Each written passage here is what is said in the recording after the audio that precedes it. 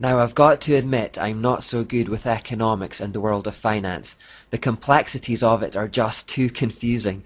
But maybe that's the point. Maybe it's meant to be too confusing for the average person, just like it suited the Catholic Church to keep the Bible too confusing for anyone to understand, so that they became the information guardians and could get away with whatever they liked. Maybe it suits bankers to have us ignorant of what they are up to as well.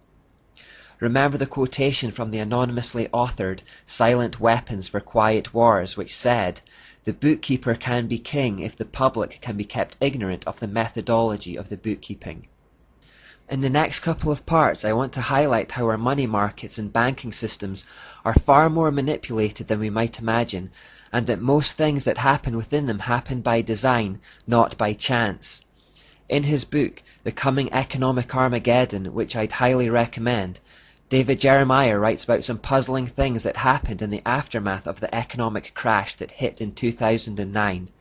He says that failed institutions such as Bank of America, JP Morgan, Citibank, and Goldman Sachs managed to pay back their billions of dollars in bailout funds early. Then, amazingly, in the first quarter of 2010, not one of these banking giants posted a loss, a virtually impossible feat equivalent to 4 Major League pitchers each pitching a perfect game on the same day. How was such an astounding turnaround even possible? Was some kind of manipulation going on here? Some suspect it was a pre-planned event. He goes on to say, and then there is the strange case of the stock market flash crash miracle of early May 2010. If you're a market watcher, you may have experienced simultaneously apoplexy and angina as the stock market took a frightening bungee ride that Thursday. Call it panic buying, a plunge, a market correction, or some other euphemism, the Dow Jones posted its greatest intraday loss since the crash of 1987. After 2:30 p.m., in just 5 minutes, the Dow dropped 400 to 800 points. It went on to lose nearly 1,000 points in that precipitous dive. At 2:40 p.m., the descent stopped with a curious and startling upward jerk, as if the bungee cord had reached its nadir and its rider was sent vaulting back up to the apex. By 3:40 p.m., the Dow had recovered 383.17 points, an almost miraculous recovery in less than an hour. A financial miracle? Maybe not. It would appear there might have been intervention by a behind-the-scenes committee. Again, this isn't my favorite subject, but the economy is so fundamental to what's happening in the world today that we need to cover it. Let's try to understand this a little bit by working through a timeline. Back during the French Revolution in 1790, a man called Mayer Rothschild lived in Frankfurt, Germany, which was the birthplace of the Illuminati, if you'll remember. It has been suggested that the Rothschild family were in fact the financial backers to Adam Weishaupt. The Rothschild family had become incredibly rich by lending money to royalty, particularly Prince William IX of Hesse-Hanau. They discovered that lending to governments and monarchies was far more profitable than lending to individuals. The loans were far bigger and they were secured against the taxes of the people, making them relatively risk-free. This practice gave Mayer Rothschild big ideas, and around that time he made the bold statement that if he could control a nation's money, he could control the nation, regardless of who the political leader was at the time.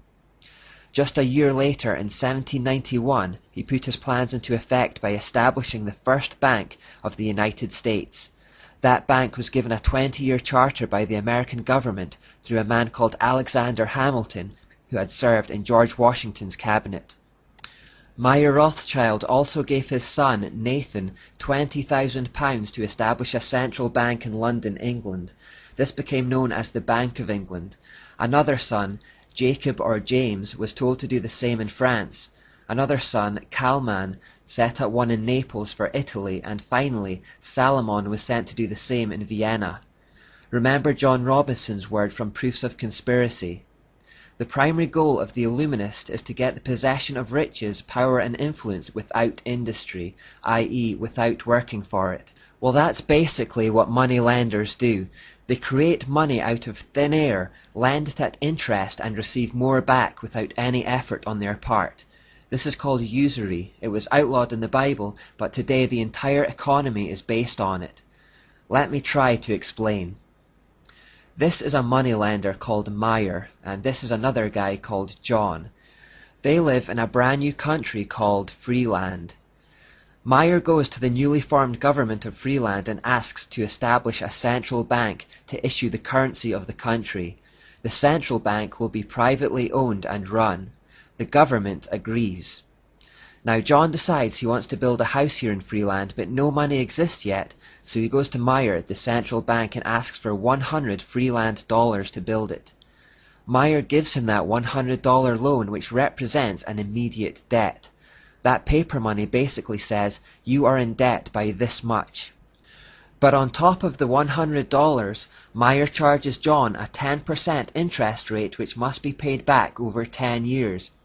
That means that in total, John will have to work to pay back $158.40 over 10 years on the original principal debt of $100. The problem is, there's only $100 in circulation because that's all the Central Freeland Bank has printed. So how does John pay back $158.40 when there's only $100 in circulation? More money needs to be printed so that there's enough in circulation to cover the interest. So John goes back to the bank to ask them to print another $58.40 to loan him so that he can pay back the original debt. The bank conjures that $58.40 out of thin air and issues it to John, but at interest. They want 10% over 10 years on that money as well. So he's now in debt to the tune of $192.40. But there's only $158.40 in the system. So John goes back to ask for more to cover the shortfall again. They issue that at interest as well, and so on and so on. Under this system, there is never enough money in the system to pay off all debts. It keeps John in a perpetual state of debt to the bank. The only way he can meet his payments is if the bank issues more, which puts him further into debt. It's a spiral that grows exponentially and will eventually get out of control. John has to work harder and harder to generate more and more money without ever getting the benefit of it himself. The bank owns more and more of his labor, and more of his earnings are consumed by the repayments. Eventually John will fall into a state of exhaustion and will have to default on his loan, at which point the bank comes in and takes all his tangible assets, such as the house he has built and the land it sits on. So the bank has given out of this nothingness these pieces of paper or numbers on a computer screen that are worth nothing to John, and in return they have sucked up all his real, solid, tangible assets that have intrinsic worth. They have gained riches without industry, without working for it. In the process they have also made a slave out of John, who has worked all his days trying to keep up with repayments. They have been parasites on his life. They have been getting richer in the process and leaving him with less and less. That's effectively what is happening in the world today, except the government is a middleman between the bank and John being us, the people. Governments borrow money from privately owned central banks who charge them interest for the privilege. The governments are then instantly in debt, and because the debt has compound interest on it, they need the central bank to issue more money to cover that interest, which they do, also at interest, and the whole thing gets into a spiral. There is never enough money in the system, and there never can be. It was designed that way, because it means that way we can never be debt-free. Never being debt-free keeps us in slavery to the banks. The government then charges their citizens more and more tax to try and keep up with the interest payments to the banks. This means the citizens have to work harder and harder with less and less personal reward. With the sweat of their brow they generate goods and services to sell, only for increasing amounts of their income to be vacuumed up in taxes and debt repayments through the system to the central bank. The citizens become impoverished and enslaved, and the central bank grows wealthier and fatter. A two-tier system is created like that proposed by Plato. Those at the top get richer and the rest get poorer. In the meantime, as the debt spirals, we need to work more, sell more, generate more, consume more. Our businesses try to find new markets, expand into new territories, consuming and destroying more and more of the earth's resources on the way. People in the new markets might not need what we're selling, but we need to sell it to them, so we need to convince them that they need it. Consumerism and materialism spirals out of control. Adverts lie and tell us we need their thing to make us happy, and then when we buy it, they release a newer, better version a year later, and then they tell us we need that one instead.